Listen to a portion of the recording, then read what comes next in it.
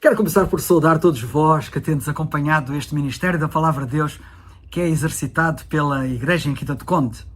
Depois quero dizer-vos que irei falar-vos sobre a escolha e não o acaso ou a sorte, que é a felicidade. Continuarei a falar especialmente aos mais velhos, mas como tendes visto nas minhas últimas intervenções, simultaneamente aos mais novos, sobre o facto de na vida do crente o melhor estar sempre para vir, ainda e já neste mundo, não apenas na eternidade. Temos estado a falar de Ana, em Lucas capítulo 2, versículos 36 a 38. E quero começar por aquilo que nós temos no versículo 36, quando a Bíblia diz acerca dela: e estava ali a profetisa Ana. Ana era uma pessoa presente, estava ali. Alguns, infelizmente, caracterizam-se pela sua ausência. Porém, Deus valoriza os que se pautam pela sua presença, estarem no sítio certo, na hora certa. Ela, de facto, estava ali. E a minha pergunta é se eu estou onde é esperado, onde Deus espera que eu esteja. Usando a gíria futebolística para usar uma ilustração, alguns estão sempre no sítio certo, à hora certa. E são esses que no futebol estão na hora certa, à hora certa, que fazem a diferença, que são realizadores. E quando se envia a bola para onde não está quem nós esperamos que devesse estar, que perda, dizemos nós. A bola é enviada para alguém que deveria estar naquele lugar, mas que não está.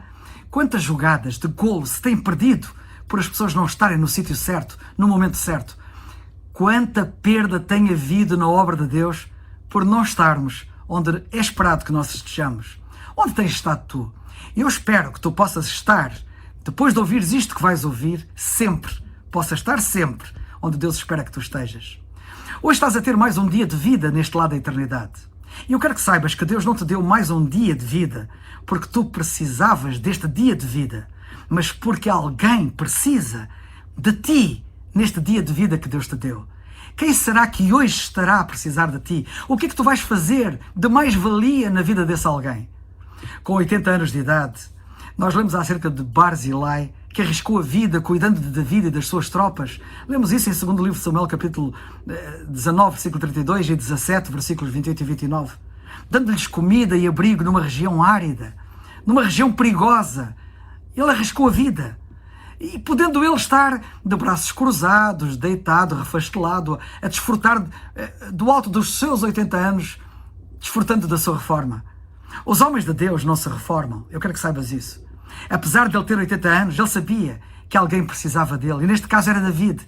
Ele sabia que este dia a mais que Deus lhe tinha dado não era por causa dele, mas por causa de alguém que iria precisar dele. Apesar de ele ter 80 anos de idade. E ele também, como Ana, estava ali no sítio certo, na hora certa. De Ana nós lemos no versículo 38 de Lucas 2 que ela falava do Senhor Jesus Cristo a todos os que esperavam a redenção em Jerusalém. Ana estava ali. Não por ela, mas pelos outros.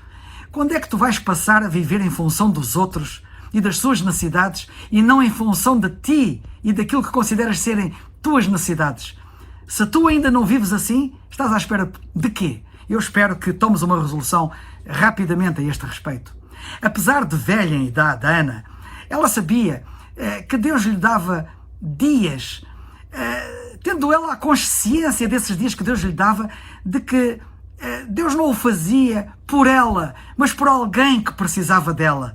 E como nós vemos no texto, eram de facto muitos aqueles que precisavam dela, e ela estava a fazer jus às expectativas do Senhor a seu respeito.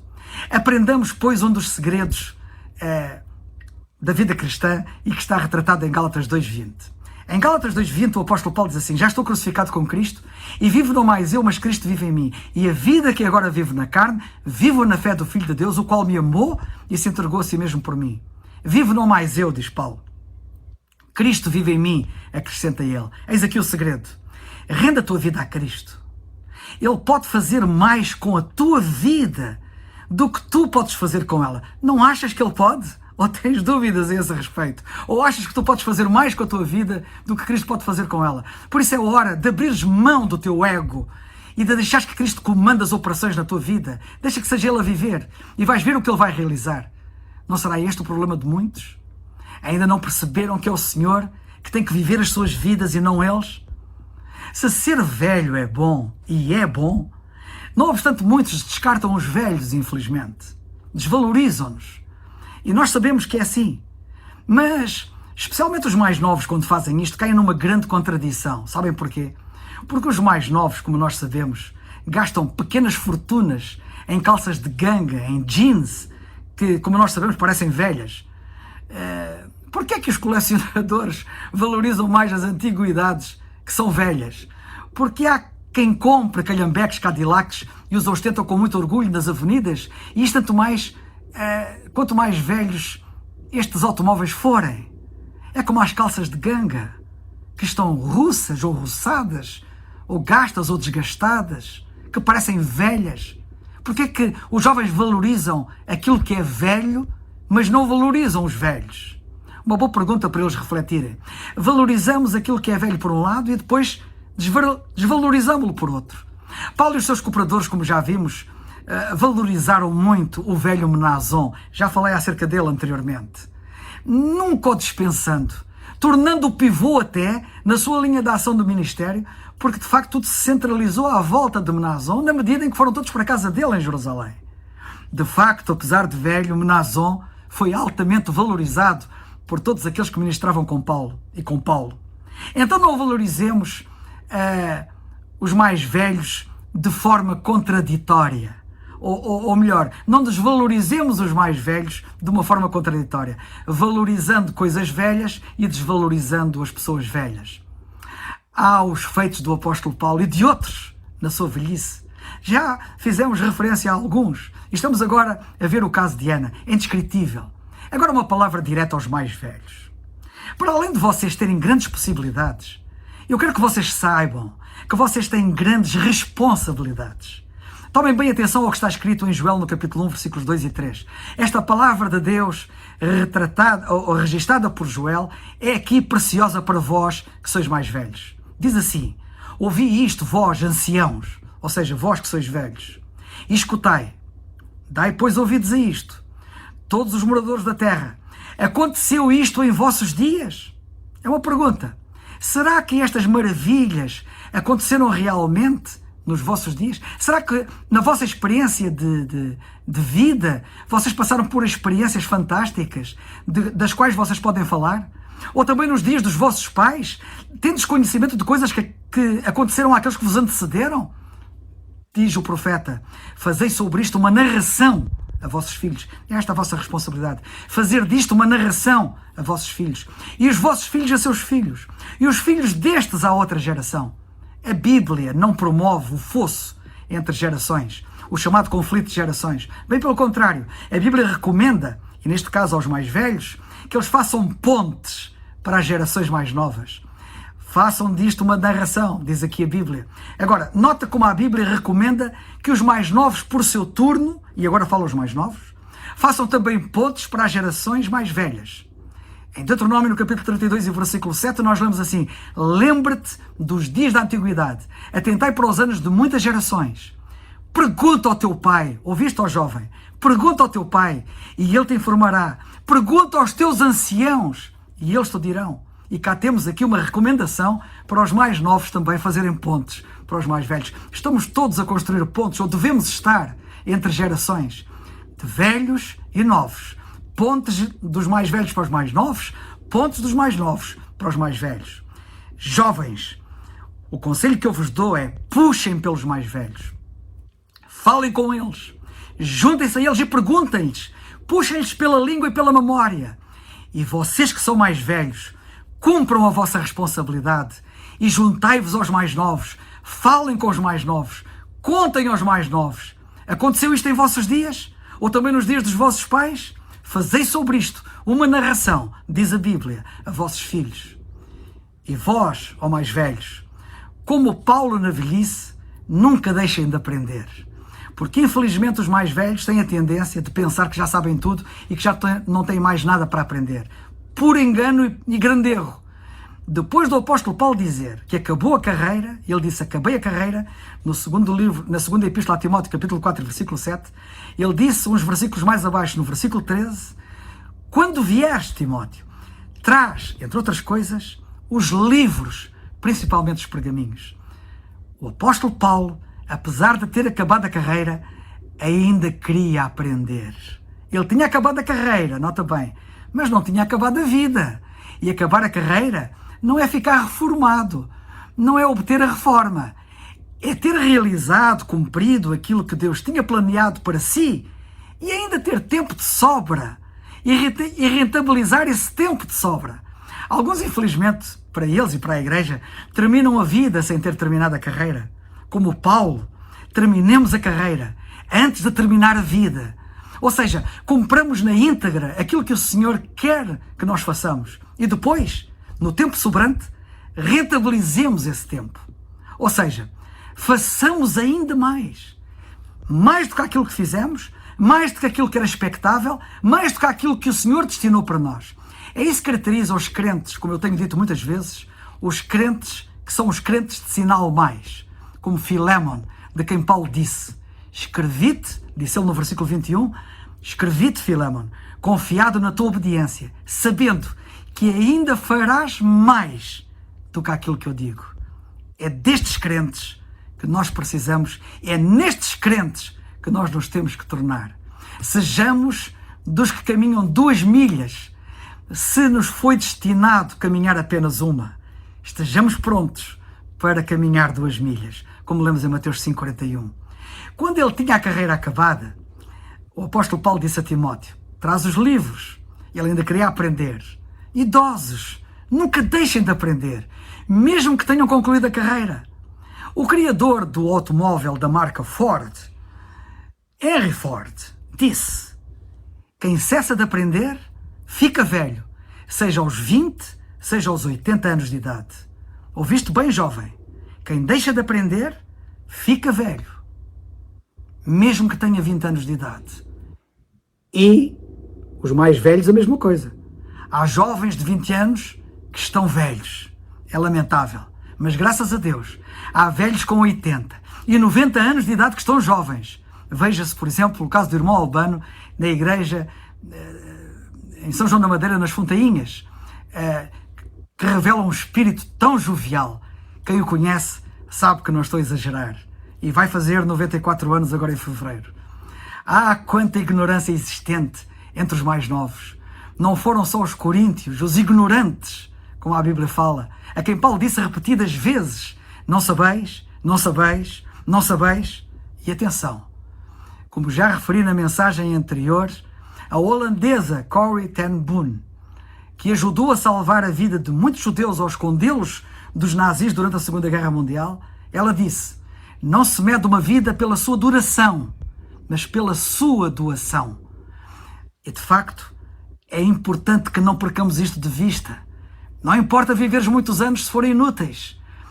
E também é maravilhoso que, mesmo que vivendo poucos anos, doando-te de uma forma intensa, não importa se forem curtos, como David Brainerd, que morreu, se não estou em erro, com 29 anos de idade, a tossir sangue de joelhos na neve para evangelizar os índios.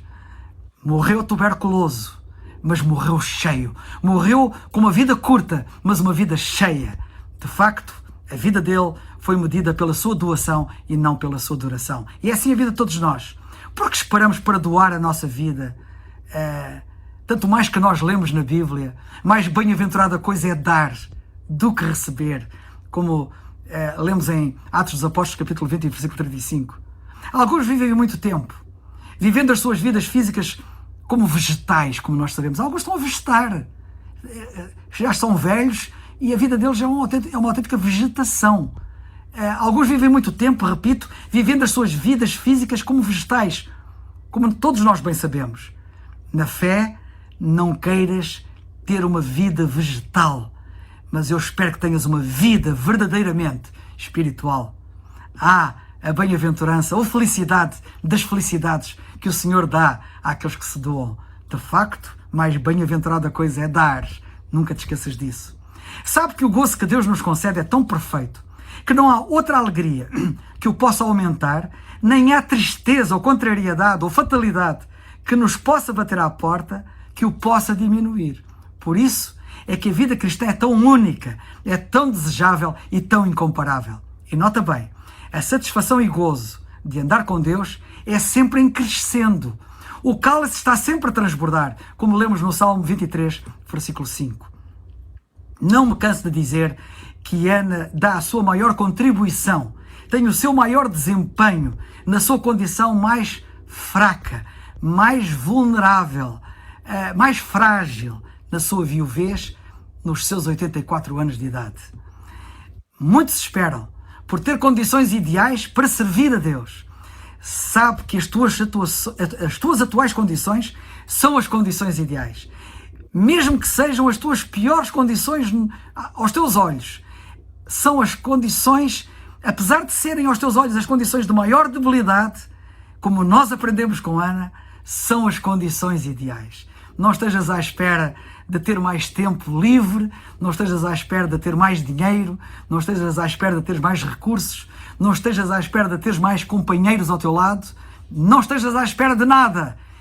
Com o que tu és e como tu estás, conta com Deus. O que é que tu tens na tua mão, disse o Senhor a Moisés? Um mero pau? Deus vai usar-te com aquilo que tu tens na tua mão, com esse pau, como fez com Moisés.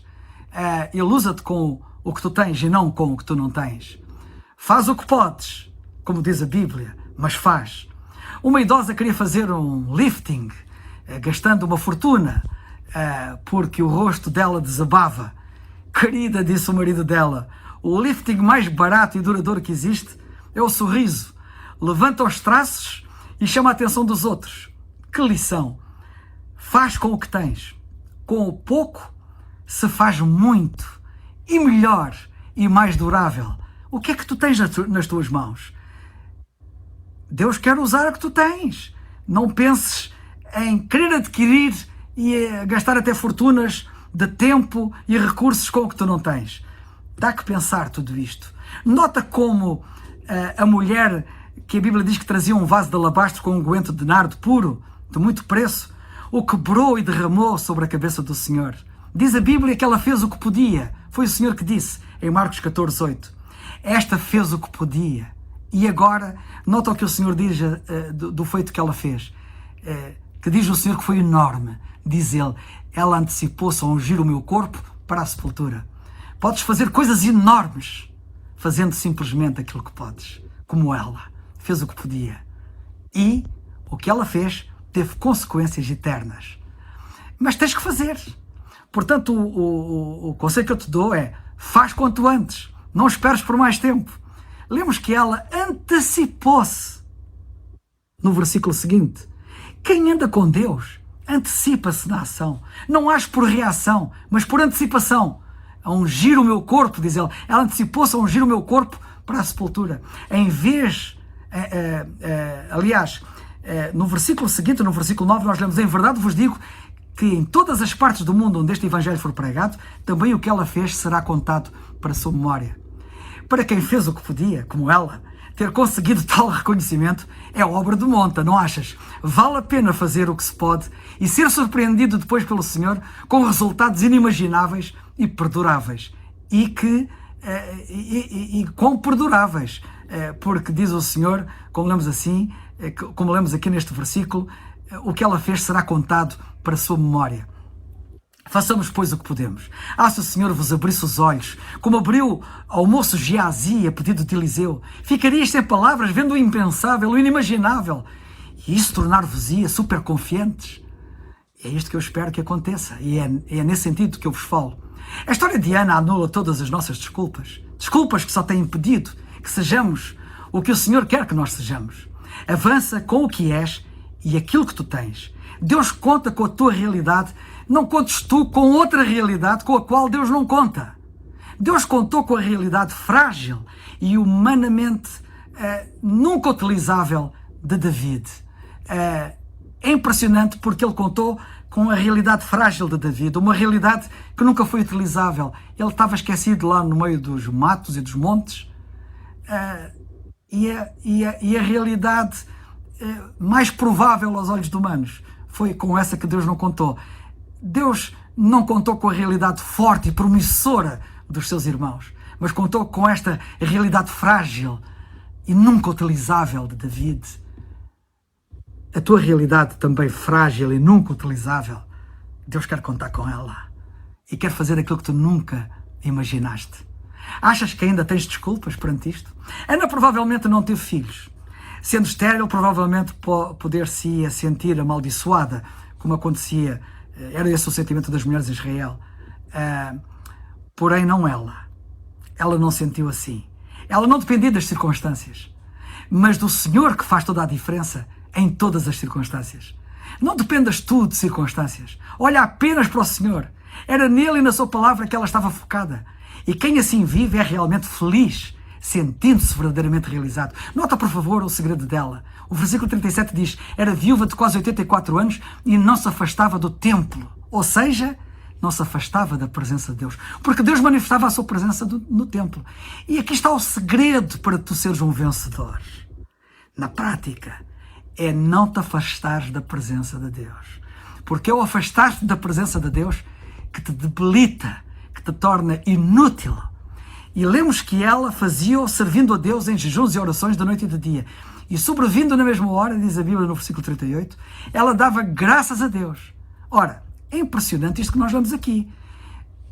Vemos por um lado que ela não se afastava de Deus.